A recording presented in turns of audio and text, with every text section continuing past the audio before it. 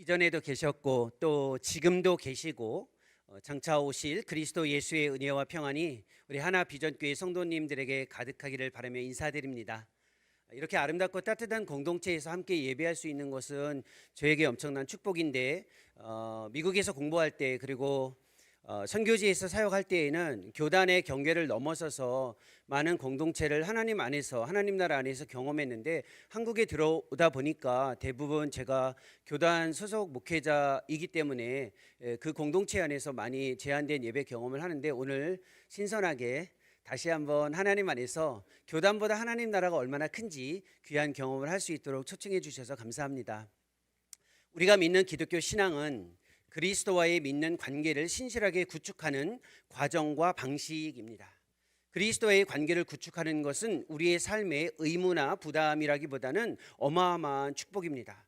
성경에는 축복에 대해서 세 가지를 이야기하고 있는데 첫 번째 축복은 자녀들이 축복이라고 이야기합니다. 그래서 구약 성경 전체로부터 항상 자녀들을 하나님의 축복이라고 이야기하죠. 또 하나의 축복은 땅입니다. 하나님이 우리의 삶의 터전 가운데에서 분명한 것들을 보여주시면서 이끌어가는 것도 축복인데 이 두 가지를 넘어서는 또 다른 축복이 바로 관계의 축복입니다. 하나님은 우리의 하나님이시고 우리는 하나님의 자녀가 되는 것, 이것은 관계의 축복인데 이 관계의 축복은 우리의 삶을 결정하는 데 아주 큰 힘을 가지고 있습니다.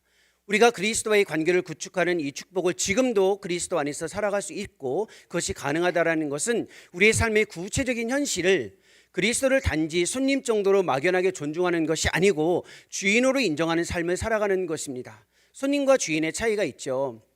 저는 이 공동체에 오늘 사실상 그리스도 안에 있는 형제이고 자매 안에서 받아들여질 수 있지만 사실 손님처럼 보여질 겁니다. 손님을 대할 때는 굉장히 깍듯하죠.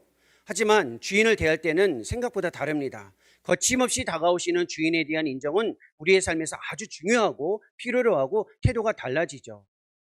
이 집사님이신가요? 김 집사님이신가요?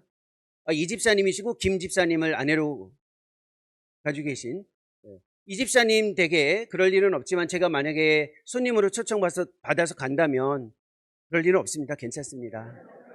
손님으로 초청받아서 간다면 그 자리에 앉아서 손님으로 대접을 받아야 되는데 마치 집 안에 들어가서 냉장고도 열어보고 팬츄리도 열어보고 옷장도 열어보고 그러면 되나요?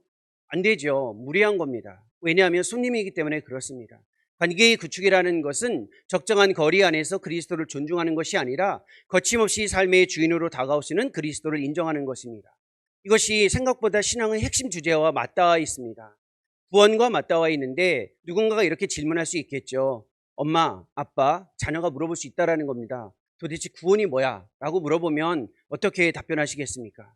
성경 요한복음 17장 3절에 보면 구원에 대해서 이렇게 이야기합니다. 유일하신 참 하나님과 그의 보내신 예수 그리스도를 이쯤 나와야 됩니다.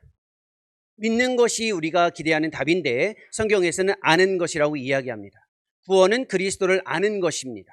그리스도를 믿는 것이 우리가 원하는 답변일 수 있지만 정확하게 그리스도를 우리가 구원으로 경험한다는 것은 그리스도를 아는 것입니다. 그리스도에 관한 지식이나 정보를 아는 것도 아니고 그리스도를 어떻게 하면 움직일 수 있을지에 대한 기술을 터득하는 것도 아니고 그리스도와의 직접적인 경험 안에서 오랜 시간 안에서 관계를 구축하는 것을 그리스도를 안다라고 이야기합니다. 그래서 뼈 중에 뼈요 살 중에 살이라고 이야기하신 김 집사님은 이 집사님이시죠? 죄송합니다. 제가 초면이라 많이 헷갈려서 이 집사님은 김 집사님을 알고 계시죠? 어떻게 잘 알고 계십니까? 네, 매우 잘 알고 계시죠? 저는 잘 모르시잖아요. 왜냐하면 누군가를 안다라는 것은 그 대상의 지식, 정보가 아니라 경험을 통해서 알아가는 관계의 알미라고 이야기합니다. 내가 그리스도를 알고 있는가? 그리스도를 아는 것이 신앙에서 얼마나 중요한지 다시 한번 생각해보고 그것이 우리의 삶에 어떤 의미를 가지고 있는지를 생각해보는 것이 중요합니다. 그리스도를 알아가는 것은 단번에 경험으로는 어렵고 오랜 시간과 과정이 필요로 하죠.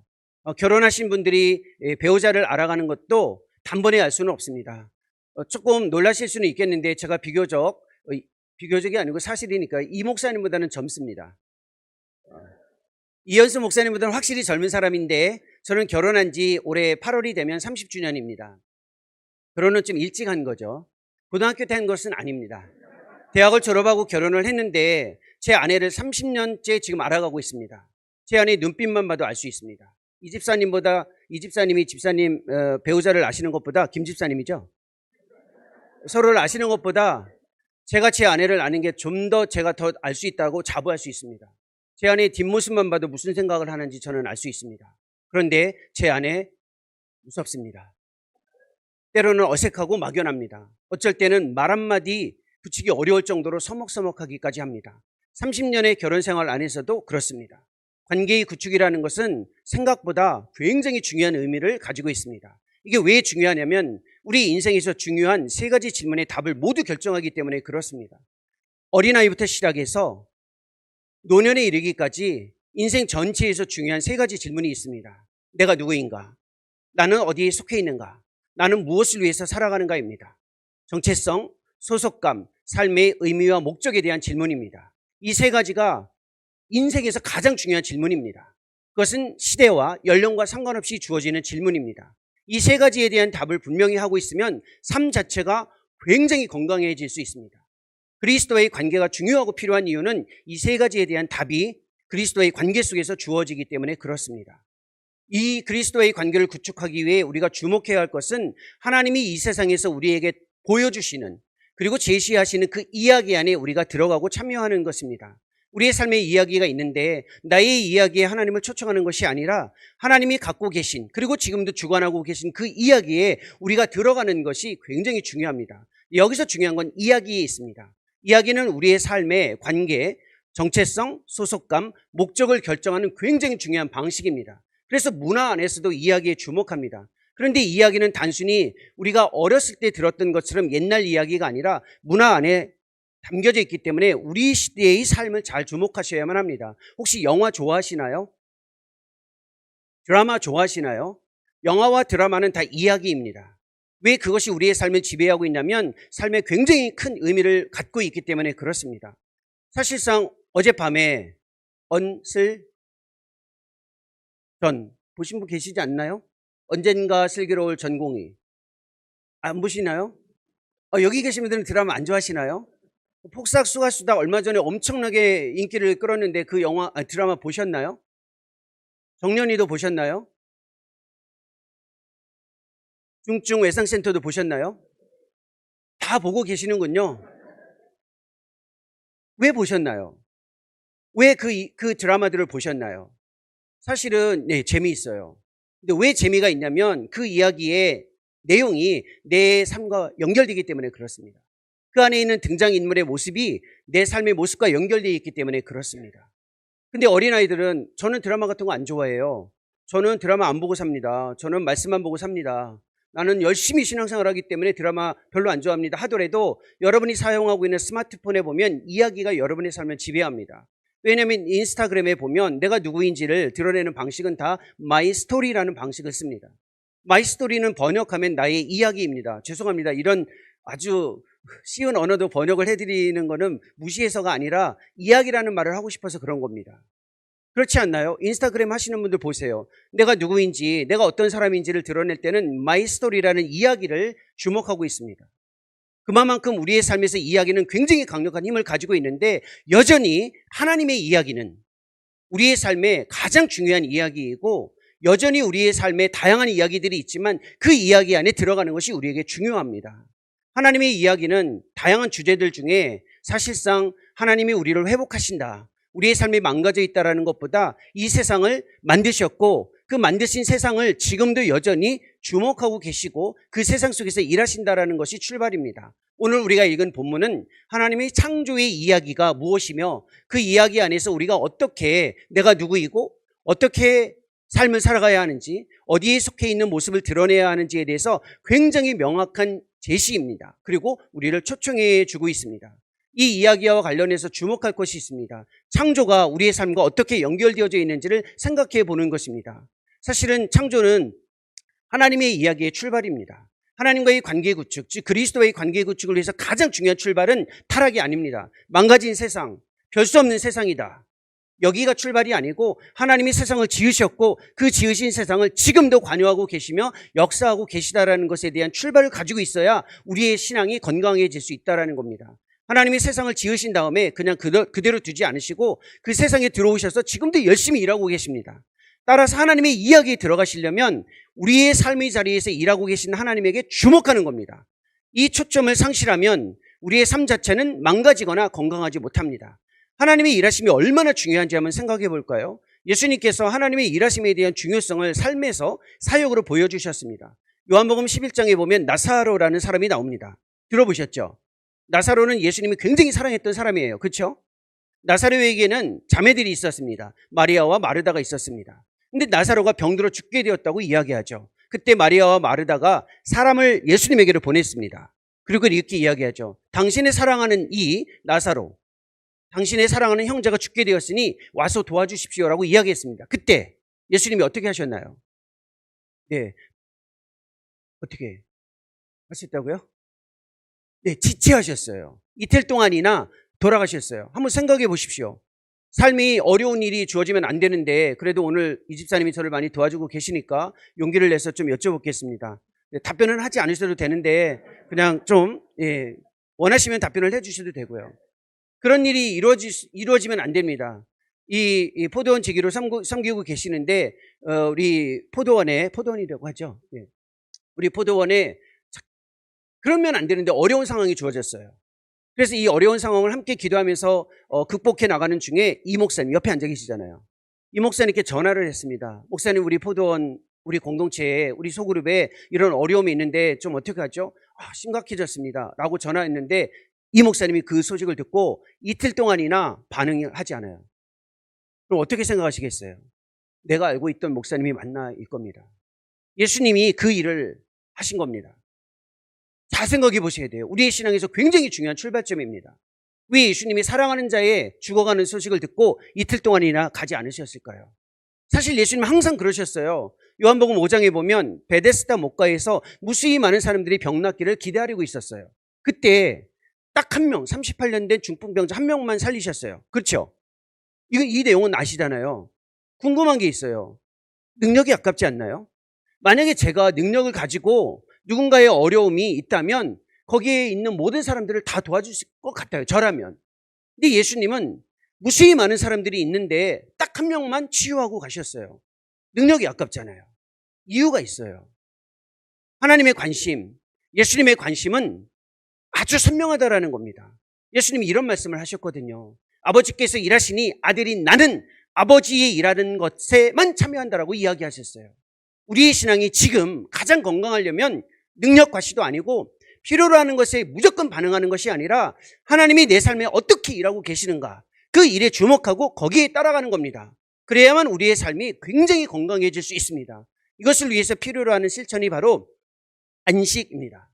안식은 쉬는 것이 아니라 멈추어 서서 하나님이 하시는 일을 응시하는 것을 안식이라고 이야기합니다.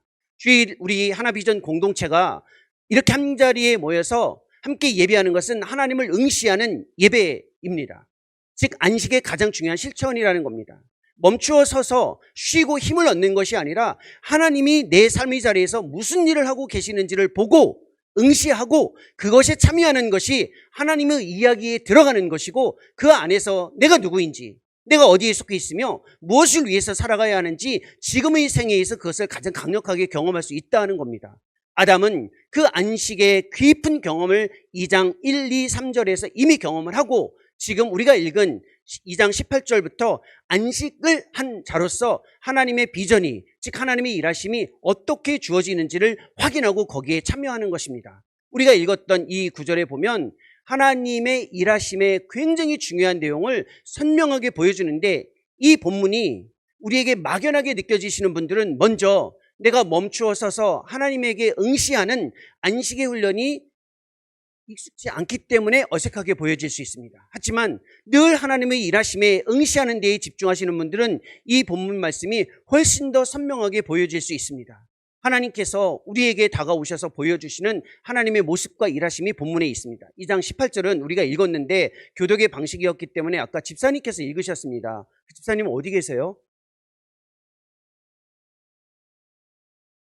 어디 계시죠? 눈으로. 네, 집사님 너무 고맙습니다. 그 음성 기억하시나요? 근데 우리는 기억에 한계가 있으니까 다시 한번 본문을 보면 도움이 될 수 있습니다. 2장 18절에 이런 표현이 있습니다. 여호와 하나님이 이르시되 사람이 혼자 사는 것이 좋지 아니하니라고 되어 있습니다. 하나님은 진리의 하나님, 선의 하나님, 미의 하나님입니다. 신앙생활하다 보면 진리의 하나님에 관심을 가질 수 있고 아름다우신 하나님에 관심을 가질 수 있는데 여기에서는 선의 하나님을 보여주고 있습니다. 선이라는 것은 옳고 그름, 좋아하는 것과 좋아하지 않는 것의 기준을 하나님이 가지고 계시다라는 겁니다. 선하신 하나님 편에서 선하게 생각하는 것, 좋아하는 것이 무엇이냐면 어느 대상을 향해 그 대상이 가지고 있는 관계의 방식에 주목하고 있다는 겁니다. 홀로 있는 것이 좋지 않다라는 겁니다. 하나님이 정말로 좋아하시는 것은 홀로 있지 않는 것을 좋아하신다라는 겁니다. 따라서 하나님이 우리 가운데서 일하실 때에 하나님이 좋아하지 않는 것을 경계하는 것이 신앙의 출발이라는 겁니다. 홀로 있는 것을 좋아하지 않는다라는 말은 개인주의적으로 개인만 하나님을 믿고 따르는 것을 좋아하지 않는다라는 겁니다. 우리의 신앙의 가장 중요한 교훈이 여기에 있습니다. 개인주의적으로 신앙생활하는 것에 대한 위험을 경계하는 것입니다. 개인주의적인 신앙생활을 하는 사람들의 특징이 있습니다.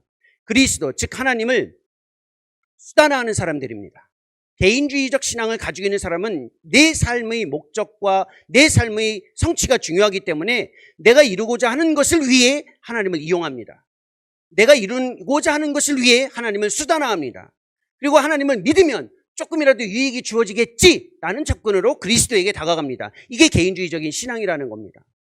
우리는 그리스도를 즐거움의 대상으로 받아들여야만 한다는 것은 이미 알고 있지만 개인주의가 우리의 신앙을 깊이 영향을 미칠 때에는 그리스도를 수단화합니다. 개인주의적인 성향이 강하고 개인주의적으로 그리스도를 따르는 사람들은 사실상 공동체의 관계에 굉장히 위험한 영향을 미치는데 이 현상을 가리켜 느슨한 연대라고 이야기합니다. 느슨한 연대라는 말은 무슨 말이냐면 공동체를 떠나지도 않으면서 공동체에 헌신하지도 않는 겁니다. 예를 들면 목사님이 성도님들에게 다가가서 집사님, 형제님, 자매님 우리 공동체를 위해서 이렇게 같이 한번 사역하면 좋겠습니다라고 할 때 목사님 저 아직 준비가 안 됐어요. 저 아직 준비가 안 됐으니까 조금 부담되니까 나중에 준비되면 하겠습니다 하고 거리를 둡니다. 그때 목사님께서 그 이야기를 반응을 듣고 그 다음부터 신경을 쓰지 않는 겁니다. 이분은 부담을 가지시니까 더 이상 이야기하지 않아야지. 그러면 그때부터 섭섭해요. 나한테 진정성 있게 물어본 게 아니야. 왜 나한테 관심을 갖지 않지? 도대체 뭐라는 거지? 그럼 목사님 편에서는 뭐냐면 그러면은 일을 함께 하시겠다는 겁니까? 안 하시겠다는 겁니까?예요.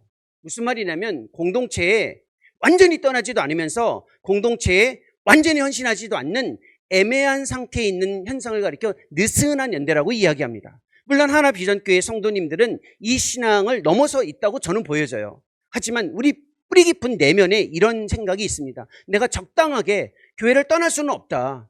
하지만 교회에 헌신하는 건 아직 아니다. 이게 바로 개인주의적인 신앙이 내 내면에서 강력하게 나를 누르고 있기 때문에 주어지는 현상입니다. 이러한 현상을 가지고 있는 사람들의 신앙의 진짜 특징은 무엇인지 아세요? 하나님, 곧 그리스도를 필요할 때만 찾습니다. 그리스도를 인정합니다. 잘 믿습니다. 심지어는 착하기까지 합니다.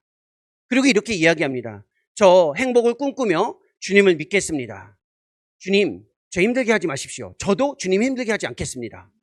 다만 제가 필요하면 부를 때 오셔서 저를 도와주시면 됩니다. 이 신앙이 바로 개인주의적 신앙의 가장 결정적인 모습입니다. 이 현상을 가리켜 그래도 이제 조금 수준을 높여서 이야기하면 이 현상을 가리켜 도덕적 치유적 이신론이라고 이야기합니다. 중요한 표현은 아닙니다.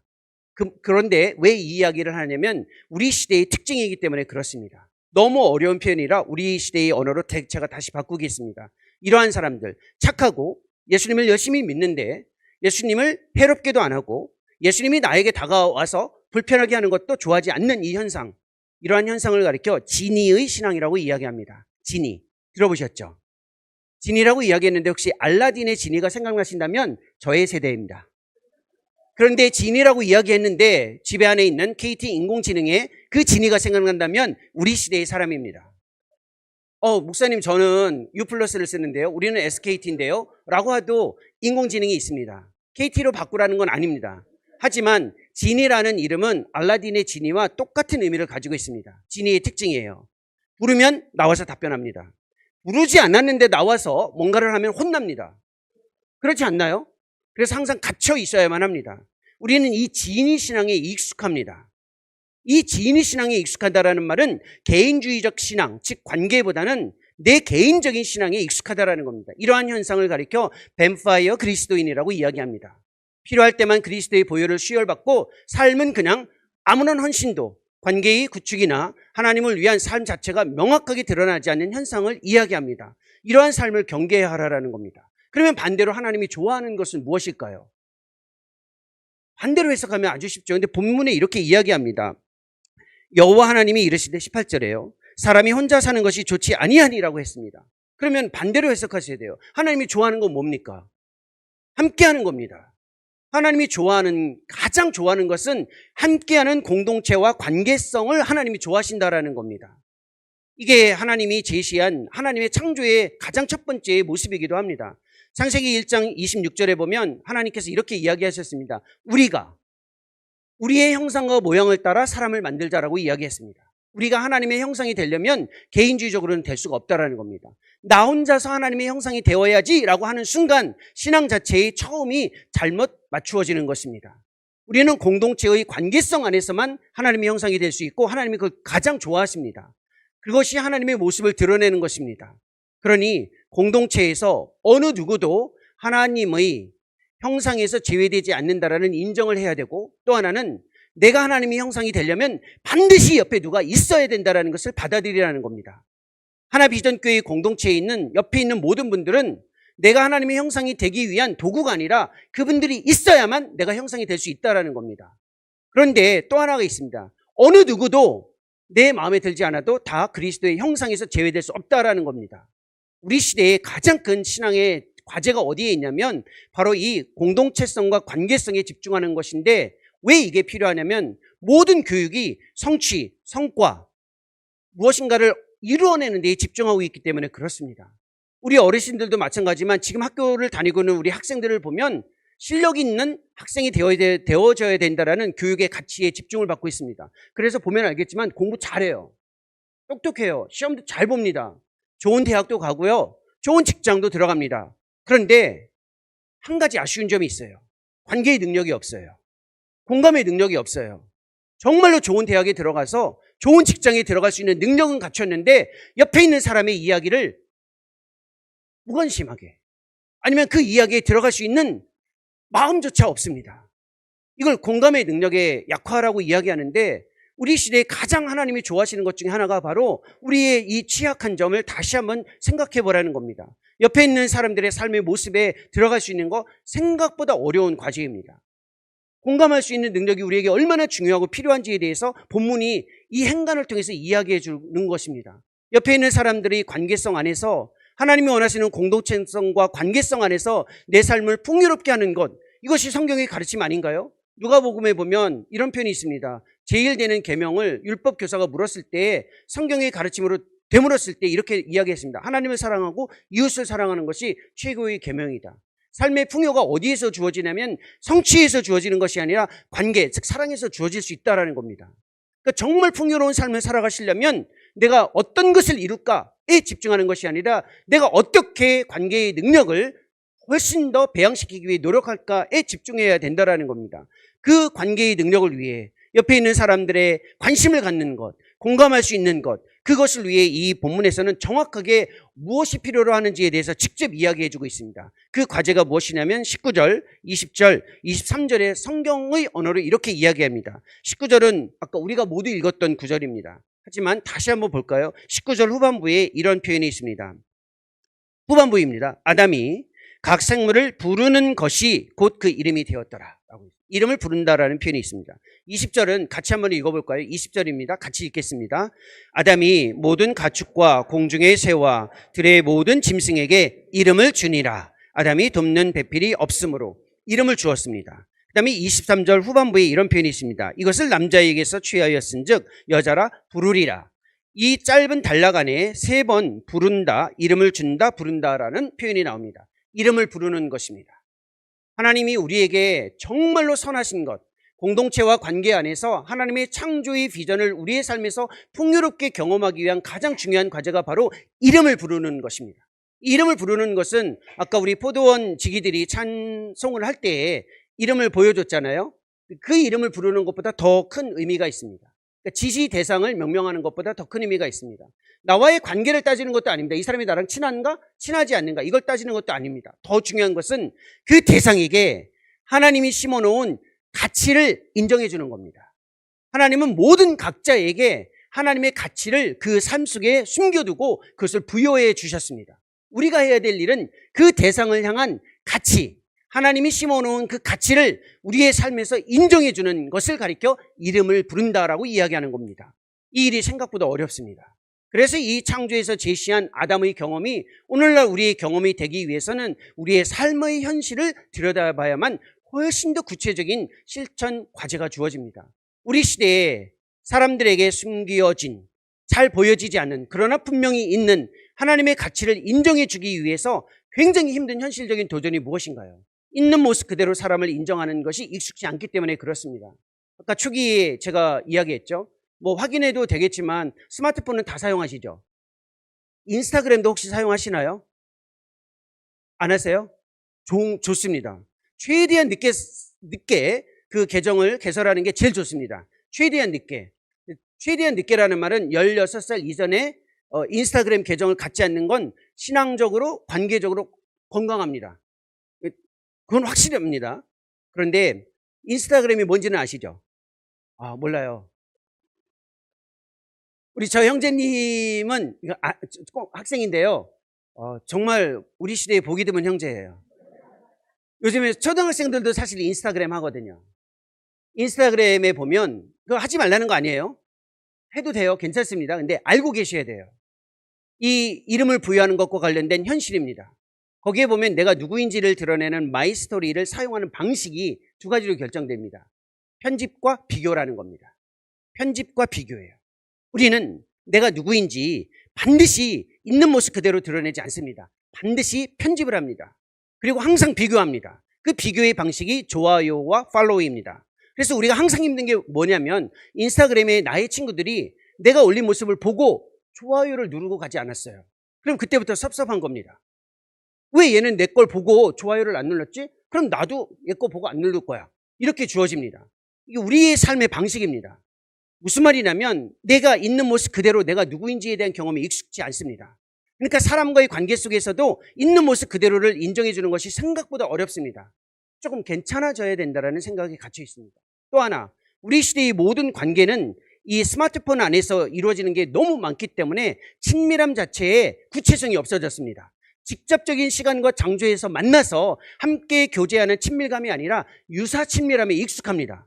그러니까 아주 2006년, 7년, 8년에 처음 이 스마트폰이 보편화되기 시작했을 때 페이스북이 전 세계에 센세이션했습니다. 너나 나나 어디 있든 상관없다. 우리가 다 친구가 될 수 있다라고 이야기했습니다. 그래서 직접적인 만남도 없이 다 친구가 되어버리기 시작했습니다. 그러니까 우리는 무슨 경험을 하냐면 많이 친하지 않아도 친구가 될 수 있다는 생각을 갖습니다. 이걸 신앙에 투여하는 겁니다. 그리스도와의 직접적인 관계가 없더라도 그냥 친밀함의 경험을 유사한 것에 가둔다라는 겁니다. 이게 우리의 삶이죠. 또 하나 있습니다. 우리 시대의 삶에서 가치를 인정해 주는 것, 있는 모습의 가치를 인정해 주는 게 어려운 이유가 있습니다. 왜 그러냐면 셀럽에 집중하고 있기 때문에 그렇습니다. 우리의 삶의 모든 가치가 셀럽입니다. 공부를 잘하는 것보다 유튜버가 돼서 유명해지는 것이 이 세상에서 더 가치 있다라는 것이 우리의 지배입니다. 우리의 가치를 결정하고 있습니다. 그러니까 무엇을 못 봅니까? 지극히 평범한, 지극히 일상적인 자리에 계신 하나님과 그 가치를 놓치고 있다는 겁니다. 유명해져야만 하나님이 나를 보실 것이다. 내가 인정받아야만 하나님이 나의 가치를 인정해 줄 것이다. 여기에 집중하고 있으니까 지극히 평범한 모습 속에 있는 나의 가치를 못 보는 겁니다. 우리에게 필요한 이 현실 속에서 주어지는 과제가 무엇입니까? 사람을 있는 모습 그대로 인정해 주는 겁니다. 내가 좀 괜찮아야 하나님이 인정해 주는 건 아닙니다. 내 있는 모습이 형편없을 때 우리는 신앙적으로 이런 생각을 갖습니다. 내가 혹시 잘못한 건 아닌가? 나의 죄에 대한 하나님의 교훈이나 심판은 아닌가? 아니에요. 모두가 다 인간은 사실상 부족한 모습을 다 가지고 있습니다. 그러니까 너무 섣불리 죄, 심판 이런 것과 연결시킬 필요는 없습니다. 내 모습 있는 모습 그대로를 인정해 주듯 옆에 있는 형제 자매들의 모습을 보면서 인정해 주는 겁니다. 그것이 우리에게 필요하죠. 진짜 이름을, 즉 평범한 우리 주변에 있는 사람들에게 하나님이 부여할 수 있는 가치를 인정하기 위해서 생각해야 할 진짜 중요한 실천적인 과제가 있습니다. 대상을 인격적으로 대하는 겁니다. 그런데 어렵죠. 인격적으로 대한다라는 말은 무슨 말이냐면 다면적으로 사람을 대해야 된다라는 뜻입니다. 우리는 자녀가 있어요. 여기 이제 자녀들이 많은데 고민은 이겁니다. 엄마가 나를 향해 갖고 계신, 아빠가 나를 향해 갖고 계신 그 기대가 있어요. 착한 애다, 아니면 공부를 잘하는 애다, 이렇게 이제 투사가 됩니다. 이때 정말로 도움이 되는 과제예요. 부모님들에게는 도움이 될 수 있습니다. 자녀를 규정할 때 하나의 측면으로 규정하지 마십시오. 하나의 측면으로 규정하면 그 모습이 드러나지 않을 때 그 대상이 실망스럽습니다. 하지만 그 대상을 2개, 3개, 4개로 규정해버리면 하나의 모습이 나타나지 않아도 실망스럽지 않습니다. 내 아이는 똑똑하고 착하고 성실하고 부지런해요. 그러면 가끔 똑똑하지 않을 때 그것 때문에 힘들 필요는 없습니다. 왜? 여전히 성실하고 부지런하고 착하잖아요. 이렇게 보라는 겁니다. 사람을 볼 때에 이 사람은 어떤 사람이다 라고 하나로 고정해버리면 그 모습이 나타나지 않을 때 섭섭한 거예요. 사실상 이 집사님 내 뼈 중에 뼈, 살 중에 살이라고 고백했지만 섭섭할 때가 있잖아요. 물론 없다고 하셔야 돼요. 지금은 표현은 하지 못하지만 마음속에서, 왜냐하면 집사님을 향해 기대치가 있거든요. 내 아내는 이런 사람이다예요. 근데 내가 기대했던 모습이 나타나지 않을 때 섭섭한 거예요. 근데 섭섭하지 않을 수 있는 유일한 방식은 내 안에는 이런 모습도 있고 이런 모습도 있고 저런 모습도 있다. 한 모습이 나타나지 않아도 여전히 나의 아내의 아름다운 모습이 있다. 이걸 보는 겁니다. 그게 공동체 안에서 중요한 과제라는 겁니다. 옆에 있는 형제 자매들 중에, 그 교회의 지체들 중에 섭섭한 모습이 드러나는 이유는 그 대상을 그 하나의 특징이나 측면에서만 보고 그것만 집중했기 때문에 그렇습니다. 우리는 인격적이에요. 인격적이라는 말은 구체적이고 개별적이라는 것과 동시에 다면적이라는 뜻입니다. 자녀를 보실 때 그렇게 보셔야 돼요. 남편과 아내를 보실 때 그렇게 보셔야 돼요. 부모님을 보실 때도 그렇게 보셔야만 그 관계가 완전히 살아날 수 있다는 겁니다. 사람을 정명, 즉 정확하게 그 하나님이 이 부여한 가치를 인정하는 그 이름을 붙이기 위해서는 하나 더 필요한 과제가 있습니다. 그게 바로 사람을 과정으로 보는 겁니다.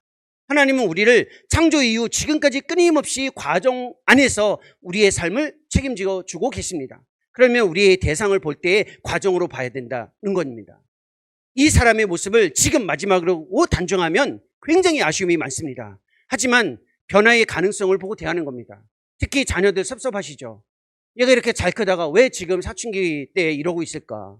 얘 정말 열심히, 정말 부모의 기대에 한 번도 반하지 않았는데 왜 이럴까? 다 그렇습니다. 우리가 힘든 이유는 대상을 너무 지금 결과로 보고 있기 때문에 힘든 겁니다. 과정으로 보십시오.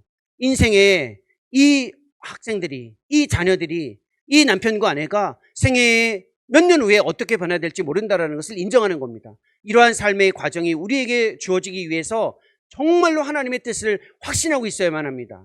그래서 우리의 삶에서 경험하고 직접적으로 실천하는 겁니다. 이상적인 공동체를 찾는 건 아닙니다. 왜 그런지 아세요? 여기서부터 중요합니다. 이 이름을 부여하기 위해 우리가 신경 써야 할 더 중요한 태도가 무엇이냐면 하나님이 내 주변에 있는 모든 사람을 나에게 의도적으로 데려왔다는 걸 인정하는 겁니다. 그래서 19절에 보면 이런 표현이 있습니다. 성경에 이런 표현입니다. 19절에 후반부에 여호와 하나님이 흙으로 각종 들짐승과 공중의 각종 새를 지으시고 아담이 무엇이라고 부르나 보시려고 그것들을 그에게로 어떻게 하셨습니까? 이끌어왔어요. 내가 지금 만나고 있는 모든 사람은 하나님이 이끌어온 사람이에요. 그리고 22절 후반부에 이렇게 이야기합니다. 여자를 만드시고 그를 아담에게로 이끌어오신 거예요. 지금 우리에게 가장 중요한 과제가 현실적으로 이겁니다. 내 주변에, 그래도 내가 기대했던 사람이 내 주변에 있다면 이름을 부여하는 것, 가치를 인정해 주는 게 쉬운데 왜 힘드냐면 내 주변에 있는 사람이 생각보다 그것을 인정해 주는 데 어렵다라는 겁니다. 그때 생각하는 겁니다. 이끌어오신 대상이에요. 내가 선택한 대상이 아니라 하나님께서 나에게 이끌어온 대상이라는 겁니다. 왜 이끌어왔을까요? 우리를 향한 신뢰예요. 하나님이 우리에게 데려오신 이유는 우리를 믿기 때문에 그렇습니다. 왜 그런지 아세요? 다른 수많은 공동체가 있는데 왜 하나 비전교회로 옆에 있는 이 형제 자매들을 데려왔을까요? 하나님이 고민 끝에 데려오신 거예요. 이 사람을 어느 교회 공동체보다 이 공동체에 데려왔을 때 그래도 나의 자녀로서의 가치를 잘 인정해 줄 것이다라는 우리에 대한 신뢰라는 겁니다. 사실은 사랑해서 결혼하셨죠. 사실 사랑해서 결혼하셨잖아요. 근데 사실 그 사랑이 감정이 아니기 때문에 힘듭니다. 근데 생각하셔야 돼요. 왜 하나님이 이 배우자를 만나게 하셨을까? 내가 사랑해서 예요, 현실적으로는. 하지만 하나님 편에서는 섭리론적으로 의도적인 겁니다. 다른 남자를 만나면 이마만큼, 다른 여자를 만나면 이마만큼 대접받기 어렵고, 그래도 이 사람을 만나야 그래도 가장 인정받을 수 있는 삶을 살아갈 것이라고 해서 보여준 게 바로 옆에 계신 분이에요. 이분이 다른 사람을 만났더라면 이렇게 살아갈 수 없을 것이라는 집사님에 대한 신뢰라는 겁니다. 자녀도 마찬가지예요. 왜 이 자녀가 우리 집에 왔을까요? 살다 보면 이런 생각이 들어요. 어렸을 때 그 귀엽던 이 애가 왜 지금 이러고 있을까? 하나님, 그 옆집에 있잖아요. 우리가 흔히 쓰는 말이 있잖아요. 자녀들에게 미안하지만 엄마 아빠들이 쓰는 말이 있어요. 엄친아라는 말이 있어요. 엄마 친구 아들을 부여합니다. 그래서 우리에게 그러잖아요. 근데 하나님 편에서 생각을 해보셔야 돼요. 왜 그 자녀를 우리 집에 보냈는지 아세요? 다른 집에 보내면 형편없이 취급받을까봐 그래도 우리 집에 보내야 하나님이 우리를 맡기고 우리를 신뢰해서 그 자녀를 보내신 거예요. 반대에도 마찬가지입니다. 왜 엄마 아빠, 여러분 자녀들 생각해 보세요. 왜 지금의 여러분의 엄마 아빠가 여러분의 엄마 아빠일까요? 살다 보니 아니에요. 하나님 편에서 고민한 거예요. 이 엄마 아빠가 그래도 너에게 가장 적합한 엄마 아빠라고 하나님이 보내주신 거라는 겁니다. 그래서 이 실천을 위해서 중요한 하나의 태도가 있습니다. 나와 같은 사람에게만 너무 익숙해지면 안 돼요. 이걸 전문 언어로 people like me라는 뜻입니다. PLM이라고 이야기해요. 우리의 삶을 정말 풍요롭게 하려면 not like me, 나와 같지 않은 사람에 대한 용기 있는 접근이 필요해요. 근데 나와 같지 않은 사람이 어디 있냐면 가까이 있어요. 남편과 아내 얼마나 달라요. 뜨겁게 사랑했지만 제일 다른 사람이 내 아내이고 내 남편이에요. 직장도 마찬가지예요. 나와 같지 않은 사람이 어쩔 수 없이 만나져요. 교회 공동체도 마찬가지라는 겁니다. 이때 이 모든 사람들을 받아들이는 진짜 중요한 태도는 대체 바꾸는 게 아니에요. 마음에 들지 않을 때 제일 쉬운 태도가 뭔지 아세요? 바꾸는 거예요. 그러면 얼마나 많이 바뀌었겠어요? 바꿀 수만 있다면. 제일 쉬운 방식입니다. 근데 하나님의 방식은 replace, 즉 바꾸는 게 아니고 renaming이에요. 이름을 바꿔주는 거예요. 그 대상을 향한 우리의 태도를 바꾸는 거예요. 그걸 예수님이 보여주셨잖아요. 예수님이 이 세상에서 사역하시면서 스캔들이 엄청 많았습니다. 그 강력한 스캔들이 뭐냐면 먹고 마실 때 같이 먹으면 안 되는 사람들과 많이 먹었어요. 제자들이 용기를 내서 이렇게 얘기합니다. 예수님, 이건 아닙니다. 얘랑 같이 먹으면 안 돼. 더러운 자예요. 부정한 자예요. 죄인이에요. 세리예요. 라고 이야기할 때 예수님이 뭐라고 얘기하셨습니까? 야, 너희 눈에는 더러운 자, 죄인, 부정한 자냐? 나에게는 형제이고 자매다. 이름을 바꿔주셨어요. 그게 우리가 해야 될 일이라는 겁니다. 바울도 마찬가지예요. 정말 내가 어디에서 사는지 자긍심을 느끼고 있었던 에베소 교인들에게 끊임없이 이렇게 얘기합니다. 너희는 에베소에 있는 게 아니라 그리스도 안에 있다. 정체성을 분명히 해라라고 이야기합니다. 제가 처인구에서 사는 사람인데 항상 어디 사냐고 물어보면 저 용인 산다고 이야기합니다. 왜 그럴까요? 왜 용인 산다고 이야기할까요? 잘 모르시죠? 수원 사시니까.